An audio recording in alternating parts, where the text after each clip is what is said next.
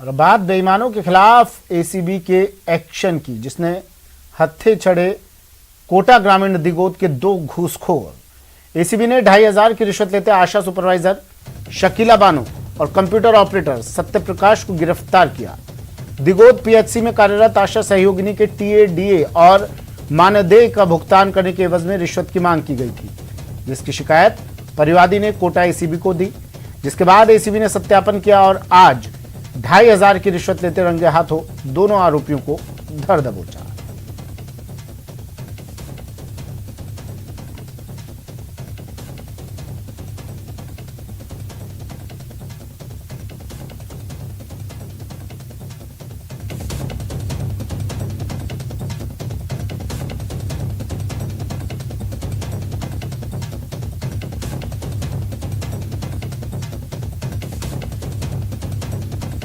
तस्वीरें कोटा की एसीबी का एक्शन। कोटा ग्रामीण दिगोद के 2 घूसखोर एसीबी के हत्थे चढ़े हैं। 2,500 की रिश्वत लेते आशा सुपरवाइजर शकीला बानो और कंप्यूटर ऑपरेटर सत्य प्रकाश को गिरफ्तार किया है एसीबी ने।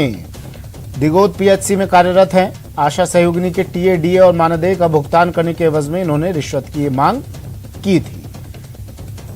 शाकिर अली मेरे सहयोगी हमारे साथ फोनलाइन पर जुड़ गए हैं। शाकिर, लॉकडाउन लगा जरूर है, लेकिन लॉकडाउन में इनके पाप की एक कथा लॉक नहीं हुई है। इस तरह की खबरें लगातार आ रही है और अब एक बार फिर कोटा में एसीबी की बड़ी कार्रवाई। जी बिल्कुल, जिस तरह से लॉकडाउन है और कोरोना संकट का काल है, लेकिन रिश्वतखोर जो है अपनी हरकतों से बाज नहीं आ रहे हैं। एसीबी लगातार कार्रवाई कर रही है और आज कोटा में दिगोद में ग्रामीण इलाका है और यहाँ पर जो सीएससी में तैनात हैं कंप्यूटर ऑपरेटर और सुपरवाइजर जो है शकीला बानो, इन दोनों को जो है एसीबी ने रंगे हाथों 2,500 की रिश्वत लेते हुए ट्रैप किया है। ये राशि इन्होंने जो परिवादी हैं उनसे मानदेय और इंसेंटिव जो होता है टीएडीए उसको पास करने की एवज में मांगी थी। मैं बहुत छोटा सा ये अमाउंट जो है आशा सहयोगिनियों को मिलता है और इस संकट के दौर में आशा सहयोगिनियां किस तरह से गांव-गांव जाकर के सर्वे कर रही हैं, उनकी जो पैसा होता है उस पर भी ये लोग डाका डाल रहे हैं और इन्होंने ये 7,048 रुपए जो उनको मिलता है, तो 3-4 आशा सहयोगिनियां हैं, उनका बिल पास करने की एवज में 3,500 रुपए की इन्होंने मांग की थी और उसमें 1,000 रुपए लेते हुए सत्यापन पहले एसीबी ने किया और उसके बाद आज ट्रैप की कार्रवाई कर 2,500 की रिश्वत लेते इन दोनों को जो है रंगे हाथों पकड़ लिया। अब इनसे पूछताछ की जा रही है, लेकिन जिस तरह की ये घटनाएं सामने आ रही है, ये जिस तरह से ये रिश्वतखोर बेनकाब हो रहे हैं, ये बेहद जो है शर्मनाक बात है कोरोना संकट में। और इस तरह की उन लोगों से रिश्वत मांगना जो जमीन पर रह करके काम कर रहे हैं और खुद अपने संघर्ष कर रहे हैं इस कोरोना काल में। ग्रामीण इलाकों में दूर दराज तक आशा सहयोगिनियां जाती हैं, सैंपल से लेकर के जो तमाम सर्वे हैं कोविड के वो सब ये लोग कर रहे हैं और उनसे भी जो है ये रिश्वत मांगी जा रही है। तो कार्रवाई एसीबी ने कर दी है और अब दोनों आरोपियों को गिरफ्तार कर लिया है, इनसे पूछताछ की जा रही है। ठीक है, शुक्रिया शाकिर तमाम जानकारी के लिए।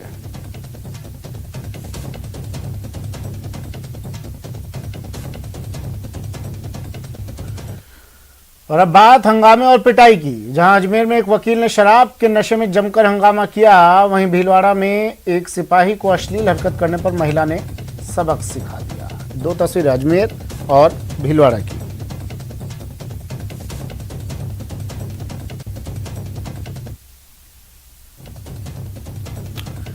भीलवाड़ा में सिपाही की पिटाई का वीडियो सोशल मीडिया पर जमकर वायरल हो रहा है। तस्वीरों में आप देख सकते हैं कैसे एक महिला सिपाही की जमकर खबर ले रही है। आरोपी सिपाही का नाम बुद्धाराम है, जो बदनौर थाने में पदस्थ है। इस पर आरोप है कि उसने एक महिला के साथ अश्लील हरकत की और उसका फोन नंबर मांगा।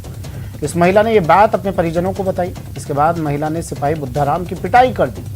रावणा राजपूत समाज ने आरोपी सिपाही पर कार्रवाई की मांग को लेकर मुख्यमंत्री के नाम एक ज्ञापन दिया है।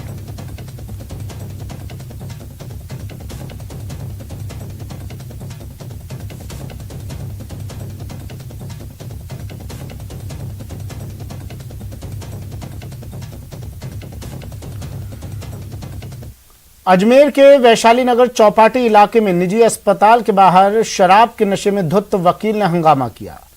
इस शराबी ने जबरन अस्पताल में घुसने की कोशिश भी की। यह घटना केजी स्टोन अस्पताल की, जहां शराबी ने जमकर उत्पात मचाया और अस्पताल की महिला कर्मचारियों को भद्दी भद्दी गालियां दी।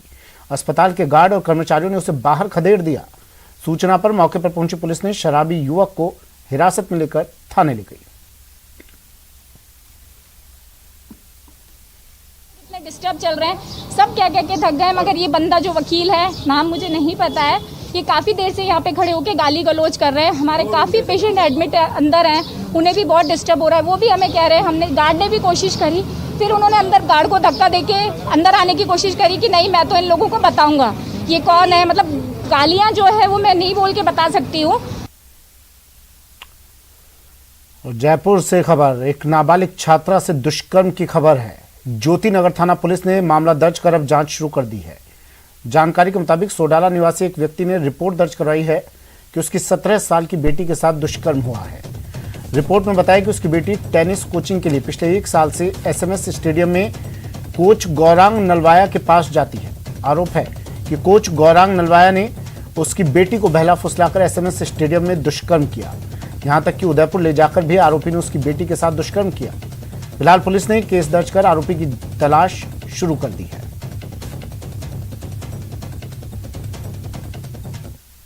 स्टेडियम में लॉन टेनिस की कोच है, उनके पास एक बच्ची, नाबालिग बच्ची थी जो टेनिस खेलने के लिए आती थी। ये 2019 में उसने ज्वाइन किया था और उसके बाद से कंटिन्यूसली बच्ची और उनके पेरेंट्स का कहना है कि टूर्नामेंट के बहाने जयपुर से बाहर भी लेके जाते थे। लेटेस्ट घटना उदयपुर की बताई गई है, जो फरवरी-मार्च 2021 की टूर्नामेंट के बहाने ले जाके उसके साथ वहाँ रेप किया। झुंझुनू के गूढ़ा गौड़जी में 25 मई की रात एटीएम लूटने का प्रयास करने वाले एक आरोपी को पुलिस ने गिरफ्तार कर लिया है। इस सिलसिले में पुलिस ने 3 नाबालिगों को भी पकड़ा है। गौरतलब है कि 25 मई की रात करीब 12 बजे के आसपास 4 नकाबपोश युवक यूको बैंक के बाहर लगे एटीएम के शटर का ताला तोड़कर अंदर घुसे थे। बदमाश लोहे के सरिये से एटीएम का एक ताला भी तोड़ने में सफल हो गए, लेकिन कैश केबिन नहीं टूटने के कारण उसमें रखे 94,000 रुपए ले जाने में कामयाब नहीं हो पाए। पुलिस के मुताबिक चारों आरोपी वेटर थे जो लॉकडाउन में बेरोजगार हो गए थे। बराबर ब्रांच है और दोनों ही बैंकों के बराबर में एटीएम है। दिनांक 25 और 26 की रात्रि को यूको बैंक के एटीएम की दुकान का शटर का ताला तोड़ के और अंदर लगे एटीएम के कवर और हैंडलों को तोड़कर और अज्ञात बदमाशों द्वारा एटीएम से रुपए निकालने का प्रयास किया गया, लेकिन उसमें उनको सफलता अर्जित नहीं हुई। उदयपुर के पहाड़ा इलाके में एसबीआई एटीएम के साथ छेड़छाड़ का मामला सामने आया है। दरअसल 2 युवक एटीएम की ट्रे तोड़ने की कोशिश कर रहे थे। इसी दौरान एटीएम कर्मचारी मौके पर पहुंच गया। ऐसे में आरोपी उस पर पत्थर फेंक कर भागने लगे। लोगों ने इसकी सूचना प्रतापनगर थाना पुलिस को दी। पुलिस 2 संदिग्धों को हिरासत में लेकर पूछताछ कर रही है।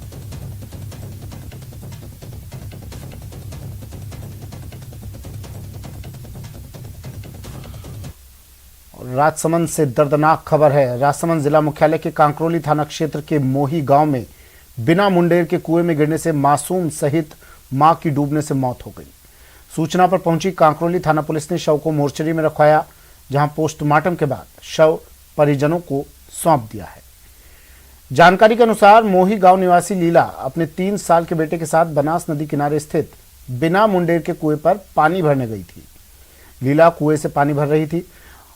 उसी दौरान उसका बेटा कुएं के पास खेल रहा था और खेलते खेलते कुएं में जा गिरा, जिसे बचाने लीला भी कुएं में कूदी, लेकिन उसे तैरना नहीं आता था, जिससे दोनों की डूबने से मौत हो गई।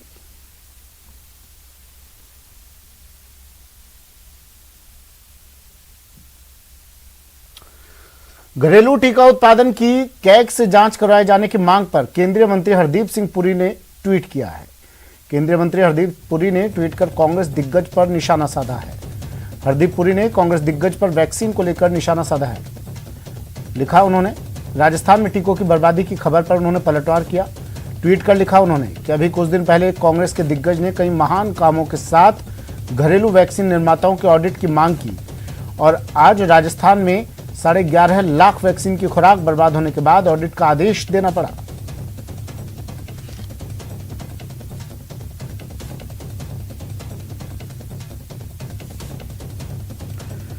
हरदीप पुरी का ये ट्वीट वैक्सीन की बर्बादी के बाद उन्होंने ट्वीट किया। केंद्रीय मंत्री हरदीप पुरी ने ट्वीट कर कांग्रेस पर निशाना साधा है। लिखा उन्होंने, अभी कुछ दिन पहले कांग्रेस के दिग्गज ने कई महान कामों के साथ घरेलू वैक्सीन निर्माताओं के ऑडिट की मांग की थी, लेकिन अब राजस्थान में ही 11.5 लाख वैक्सीन की खुराक बर्बाद जब हुई तो उसके बाद ऑडिट का आदेश देना पड़ा।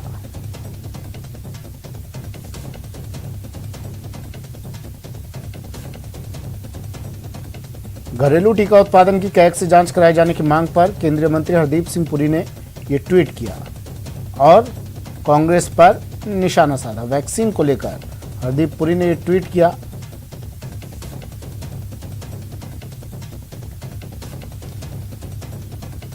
ब्रेक के बाद स्वागत है आपका और अब बात लापरवाही की। कुछ तस्वीरें आपको दिखाते हैं। कल से प्रदेश में मिनी अनलॉक होने वाला है, यानी कल से प्रदेश में कुछ पाबंदियां हटेंगी। लेकिन इन तस्वीरों को देखिए, बाड़मेर, जयपुर और दौसा की तस्वीरें हैं। और अब सोचिए, जब लॉकडाउन में यह हाल है तो थोड़ी थोड़ी पाबंदियां हटेंगी तो क्या होगा। पहली तस्वीर बाड़मेर की है, जहां जिला मुख्यालय के पीजी महाविद्यालय में गाइडलाइन की धज्जियां उड़ाई गई। यहां चिकित्सा एवं स्वास्थ्य विभाग द्वारा कोविड स्वास्थ्य सहायक के 1141 पदों के लिए दस्तावेज सत्यापन रखा गया था, जिसमें करीब पहले दिन 600 लोग दस्तावेज सत्यापन करवाने आए, लेकिन कोरोना गाइडलाइन की पालना करना भूल गए। दूसरी तस्वीर जयपुर के रामगंज की है, जहां कोरोना गाइडलाइन की पालना किए बगैर भारी संख्या में लोग जनाजे में शामिल हुए। तीसरी तस्वीर दौसा के स्वास्थ्य महकमे की है। यहां कोविड हेल्थ असिस्टेंट के 742 पदों के लिए डॉक्यूमेंट वेरिफिकेशन किया जा रहा है, लेकिन यहां भी सोशल डिस्टेंसिंग की धज्जियां उड़ाई गई।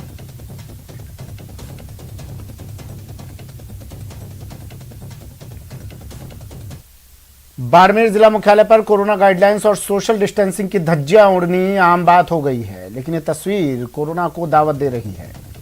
हालांकि अभी तक बाड़मेर जिले में 2 जून से लॉकडाउन में कुछ छूट मिलने के आसार हैं।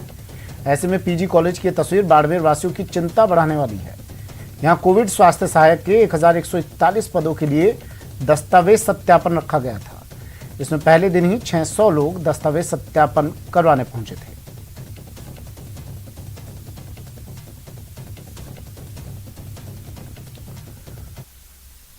राज्य सरकार ने प्रदेश में कम होते कोविड संक्रमण को देखते हुए कल से मॉडिफाइड लॉकडाउन लागू किया है, लेकिन राजसमंद जिले की बात की जाए तो यहां इसे गफलत कहें या लापरवाही, आज से ही अधिकांश बाजार खुल गए। राजसमंद जिले में कोरोना संक्रमण 10% से कम होने के कारण यहां कल से मॉडिफाइड लॉकडाउन के चलते अब बाजार खुलेंगे, लेकिन पिछले कुछ दिनों से नियंत्रण में रही भीड़ आज अचानक से बाजारों में उमड़ गई। ऐसे में जनता की लापरवाही कहीं आने वाले दिनों में फिर से भारी ना पड़ जाए। कल से मॉडिफाइड लॉकडाउन लागू हो जाएगा, लेकिन आज राजसमंद जिला मुख्यालय की अगर हम बात करें तो यहाँ बाज़ारों में बड़ी गफलत की स्थिति देखी जा रही है। बाज़ारों में अधिकांश दुकानदारों ने दुकानें अपनी खोल दी हैं। बाज़ारों में जो पिछले कुछ दिनों से कोरोना कंट्रोल के कारण जो बाज़ारों में भीड़ कम नज़र आ रही थी, लेकिन आज अचानक से मॉडिफाइड लॉकडाउन का नाम सुनते ही, बाज़ारों में ढील का नाम सुनते ही बाज़ारों में जो भीड़ है वो अचानक से भीड़ बढ़ गई है। वहीं अगर हम यहाँ कोरोना आंकड़ों की बात करें तो कल राजसमंद में महज 16 पॉजिटिव केस मिले थे। ऐसे में ये माना जा रहा है कि राजसमंद जिले में कल से सभी बाजार खुल जाएंगे। हालांकि मॉडिफाइड लॉकडाउन कल से लागू होगा। वहीं राजसमंद की बात करें तो राजसमंद में कल भी 3 मौतें हुई थी। वहीं एंटीजन टेस्ट की बात करें तो 1297 टेस्ट में से 27 पॉजिटिव मिले थे, जो शायद चिकित्सा विभाग अब एंटीजन टेस्ट इनमें शामिल नहीं कर रहे हैं। वहीं राजसमंद जिले में अब आधे से ज़्यादा हॉस्पिटलों में बेड खाली पड़े हैं। वहीं यहाँ स्थिति अब पैनिक जैसी नहीं रही, लेकिन भीड़ पर कंट्रोल की बात करें तो पिछले कुछ दिनों से लगातार भीड़ ने नियंत्रण में रहकर कोरोना पर जीत हासिल करने की दिशा में कदम बढ़ाया था अपना। लेकिन आज जो बाज़ार में अचानक से बाज़ार खुल मॉडिफाइड लॉकडाउन की जो घोषणा हुई है, उसके बाद की अगर हम बात करें, भीड़ अचानक से उमड़ गई है। अधिकांश दुकानदार अपनी दुकानें खोलकर बाज़ारों में बैठे हुए हैं। दुकानें खोलने के नाम पर कई दुकानदार तो ये बहाना बना रहे हैं कि हम अपनी दुकानों की साफ़ सफाई कर रहे हैं, लेकिन हालांकि दुकानों को खुलना कल से, मॉडिफाइड लॉकडाउन कल से लागू होगा। लेकिन आज गफलत की स्थिति कहें या लोगों की जो व्यापारी वर्ग है वो पिछले लंबे समय से दुकानें बंद करके बैठा है, ऐसे में वो अचानक से आज से मार्केट खुल गए हैं। लेकिन अब देखना ये होगा कि कहीं ये ऐसी लापरवाही है जो आने वाले दिनों में कहीं भारी न पड़ जाए। हम आपसे एक बार फिर अपील करते हैं कि आप घरों में रहें, स्वस्थ रहें, जरूरी काम होने पर ही घरों से बाहर निकले, मास्क और सोशल डिस्टेंसिंग का पालन करें। अलकेश सनाड, न्यूज़ 18 राजस्थान, राजसमंद। प्रदेश में कल से अनलॉक की प्रक्रिया शुरू हो रही है। इसके तहत कोरोना संक्रमण की न्यूनतम रफ्तार वाले जिलों में राहत मिलनी शुरू हो जाएगी और 50 दिन से बंद बाजार भी खुल जाएंगे। हालांकि बाजारों को सुबह 6 से 11 बजे तक ही कोरोना गाइडलाइन के तहत खोलने की अनुमति रहेगी।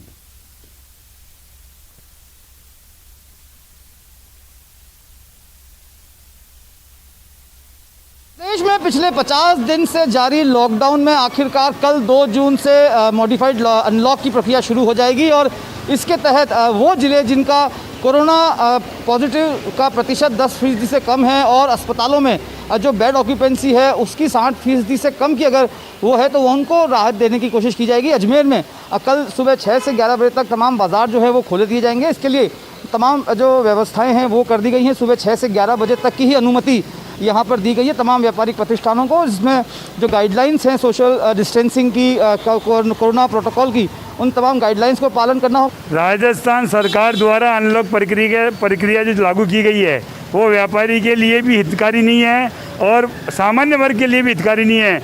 हमको कोरोना लाने के लिए व्यापार नहीं करना है। हमने मांग की थी कि राजस्थान सरकार से हमारा आग्रह है 6 से 11 बजे जो ये ग्रोसरी, सब्जी, फल फ्रूट की दुकानें खोल रहे हैं उन्हें नियमित रखें। 11 बजे बाद उनका व्यापार बंद करावे। 12 बजे से 5 बजे तक अन्य व्यापारियों को व्यापार करने की सुविधा दी जाए, जिससे बाज़ारों में भीड़ भी कम रहेगी। 80% लोग इस मार्केट के लिए आते हैं, ग्रोसरी, फल फ्रूट, सब्जी, दूध, दही आते हैं। उसके बाद व्यापारी अपना सुचारू रूप से अपना ढंग से विदाउट कोरोना की गाइडलाइन पालना करते हुए इस व्यापार को सुचारू रूप से चला सके, ये अवधारणा हमारी थी और हमने माननीय मुख्यमंत्री जी से मांग की थी और आज कलेक्टर साहब से भी ये मांग रखेंगे कि इस टाइप की एक गाइडलाइन जारी करें जिससे कोरोना बाजार में नहीं आवे। उसमें कोई एहतियात वाली बात रही नहीं है। बस बाजार में कुछ भी करने के लिए किसी के पास कुछ काम नहीं है तो वैसे कोई भीड़ नहीं आएगी, लेकिन गाइडलाइन यदि सरकार बढ़िया बनाती है तो बाजार के हित के लिए और अपने राजस्थान गवर्नमेंट के लिए दोनों के हितकारी रहेगी। अभिजीत दवे, न्यूज़ 18 अजमेर।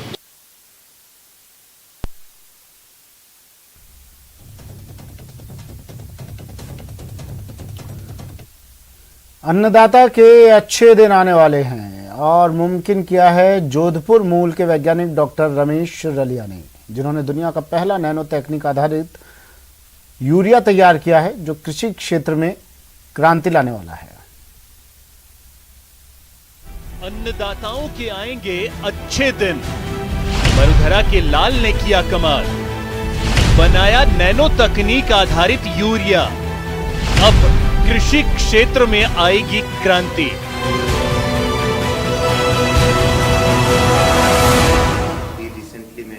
जी हां, इन्हें अच्छे से देख लीजिए और पहचान लीजिए। ये हैं मरुधरा के लाल डॉक्टर रमेश रलिया, जिन्होंने वो कर दिखाया जिससे पूरी दुनिया में देश का नाम रोशन हुआ है। जी हां, जोधपुर मूल के डॉक्टर रलिया ने दुनिया का पहला नैनो तकनीक आधारित यूरिया इजाद किया है। अब इस यूरिया के जरिए देश के अन्नदाताओं के न सिर्फ अच्छे दिन आने वाले हैं बल्कि कृषि क्षेत्र में क्रांति भी आएगी। डॉक्टर रलिया 2015 से इसे इजाद करने में लगे थे। इस नैनो फर्टिलाइजर को इंडिया में लाने के लिए हम भारत सरकार के साथ 2015 से प्रयासरत हैं और अभी इफ्को के साथ आज इस प्रोडक्ट का इंट्रोडक्शन किया गया। So this is a pleasure moment for all of us and specially for me, and I am thankful to all who help me to introduce this product. IFFCO ने हाल ही में हुई अपनी 50वीं वार्षिक आम बैठक में नैनो तकनीक आधारित यूरिया लॉन्च किया है। इन नैनो खाद का पेटेंट जोधपुर मूल के वैज्ञानिक डॉक्टर रमेश रलिया के नाम है। अब इसकी खासियत भी जान लीजिए। नैनो यूरिया को भारत में तैयार किया गया है। जोधपुर के डॉक्टर रमेश रलिया ने इजाद किया। नैनो यूरिया कलोल के नैनो जैव प्रौद्योगिकी अनुसंधान केंद्र में तैयार किया गया है। आत्मनिर्भर भारत और आत्मनिर्भर कृषि की दिशा में बड़ा कदम है। नैनो यूरिया से फसलों की पैदावार बढ़ती है, पोषक तत्वों की गुणवत्ता में भी सुधार होता है, भूमिगत जल की गुणवत्ता में सुधार होगा। ग्लोबल वार्मिंग को कम करने में भी कारगर होगा। एक बोरी के बराबर होगा नैनो यूरिया का 500 ml का बोतल। आकार छोटा होने से परिवहन और भंडारण की लागत में कमी आएगी। नैनो यूरिया से मिट्टी और पौधों को खतरा नहीं होगा। नैनो यूरिया सस्ता होने से किसानों की लागत कम होगी। यूरिया की बर्बादी कम होगी तो सब्सिडी पर सरकार का पैसा भी बचेगा। मैंने क्लास 10 से 12 तक मैंने गांव में ही पढ़ाई किया एंड देन मैंने जोधपुर के जय नारायण व्यास विश्वविद्यालय से मैंने एमएससी और पीएचडी किया। उसके बाद 2013 से मैं वाशिंगटन यूनिवर्सिटी इन सेंट लुइस में रिसर्च साइंटिस्ट के तौर पर कार्य कर रहा था और अभी रिसेंटली मैं इफ्को के अंदर जनरल मैनेजर एवं रिसर्च R&D हेड हूँ, जहाँ पर हमने ये नैनो बायोटेक्नोलॉजी रिसर्च सेंटर के अंदर नैनो यूरिया प्रोडक्ट का डेवलपमेंट किया। आइए अब डॉक्टर रलिया के बारे में भी जान लीजिए। डॉक्टर रमेश रलिया अमेरिका की वॉशिंगटन यूनिवर्सिटी में वैज्ञानिक रहे हैं। इफ्को के महाप्रबंधक एवं अनुसंधान प्रमुख के रूप में कार्यरत हैं। जोधपुर जिले के खारिया खंगार गांव के रहने वाले हैं। डॉक्टर रमेश रलिया का ताल्लुक किसान परिवार से है। प्रारंभिक शिक्षा सरकारी स्कूल से हुई है। डॉक्टरेट की उपाधि जोधपुर के जय नारायण व्यास यूनिवर्सिटी से हासिल की। रलिया ने इफ्को के साथ भारत में नैनो बायोटेक्नोलॉजी रिसर्च सेंटर की स्थापना की। रिसर्च सेंटर में कृषि, नैनो टेक्नोलॉजी और पर्यावरण संबंधित शोध होता है। डॉक्टर रलिया के नाम 15 से ज्यादा राष्ट्रीय और अंतर्राष्ट्रीय पेटेंट हैं। डॉक्टर रलिया को अमेरिका के 2020 पेटेंट अवार्ड से सम्मानित किया गया। नैनो यूरिया का परीक्षण देश भर में किया गया है। इसके बाद इसे उर्वरक नियंत्रण आदेश में शामिल कर लिया गया है। यही नहीं, इसकी प्रभावशीलता जांच के लिए देश में 94 से ज्यादा फसलों पर करीब 11,000 कृषि क्षेत्रों में परीक्षण किए गए थे।